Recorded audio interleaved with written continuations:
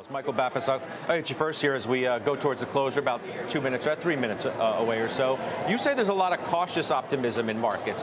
I'll give you there's like volatility came back last week, but do you feel there's a lot of caution? Look, I think one of the key themes that we're looking at is the battle between, consumer spending and consumer sentiment being down, and like you just said, strong equity markets. I mean, we're getting to more now where it's not cautious anymore. People are just letting the markets rip. You see pretty reasonable earnings. You see pretty good job numbers. And you're seeing a lot of the companies have really strong earnings coming in, and that's driving the markets. We are also really concerned about the fourth quarter and how consumer spending comes during the holidays, because as we all know, it's roughly 2/3 of GDP going into the end of the year. I don't think the market, Mike, even necessarily cares that there's this so-called K-shaped economy.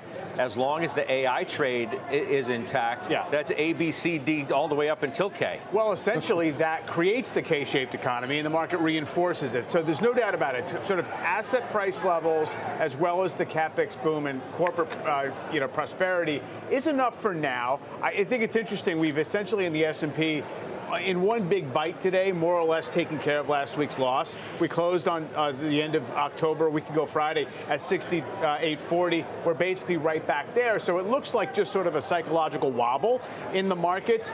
Not as much tied to shutdown, because, semis led the way down, high beta led the way down, not shutdown exposed. We're going to get a reopening likely in the government, and yet you're not seeing consumer cyclicals rally. You're not seeing industrials lead the way. Banks are fine. But I think it's fascinating. People just go when they buy a dip to the same horses that have led the race. Got 30 seconds left, Mike. I mean, just ride AI until you can't. Look, like we spoke about the last time we were on this show, technology is just driving everything.